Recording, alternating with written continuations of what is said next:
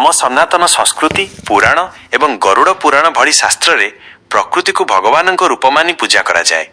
जल को नारायण बा जीवन बोली कहा जाइछि। तेणु पानी रे मलमूत्र विसर्जन करने को एक बड़ पाप बोली गण्य करा जाए। एहाको नहीं शास्त्र एवं साधुवाणी रे केतेक विशेष कथा कहा जाइछि। एक शास्त्र अनुसारे धार्मिक दंड और परिणाम देवदोष और पितृदोष। शास्त्र अनुसारे जल रे वरुण देवता एवं गंगा माता वास रही थाए। पानी रे प्रस्राव कले वरुण देवता क्रोधित हुअन्ति, जहा द्वारा व्यक्ति को देव दोष लगी थाए।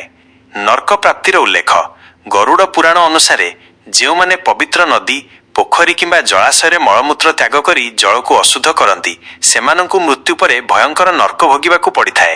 भाग्य और धन हानि साधु सन्थଙ୍କ बाणी अनुसारे प्रकृतिर अपमान करुथिबा मनुष्यर पुण्य क्षय हुए, बुद्धि भ्रष्ट हुए एवं घरे दरिद्रता देखा दिए। 2 वैज्ञानिक और सामाजिक दृष्टिकोण प्रकृत कारण आम पूर्वपुरुष माने साधुवाणी बा शास्त्रर भय देखाई एभली नियम करिवार प्रकृत उद्देश्य थिला जल संरक्षण एवं स्वास्थ्य रक्षा। रोग व्यापीबा पानी रे मूत्र विसर्जन कले जल प्रदूषित हुए।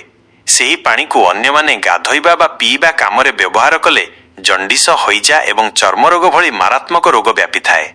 जलचर जीवंक संकट मूत्र रे थिबा आमोनिया एवं अन्यान्य केमिकाल्स पानी रे मिसिबा द्वारा माछ एवं अन्यान्य जलचर जीवंक जीवन प्रति विपद सृष्टि हुए। साधुवाणीर सार कथा जल ही जीवन। जल को स्वच्छ रखिबा प्रत्येक मनिषर परम कर्तव्य। पानी को अशुद्ध न करिबा ही सबुठारु बड़ पुण्य एवं एहाकु नष्ट बा अपवित्र कले प्रकृति आमको रोग और अशांति रूप में दंड देई थाए। तेणु सदा सर्वदा जलर सम्मान करिबा उचित।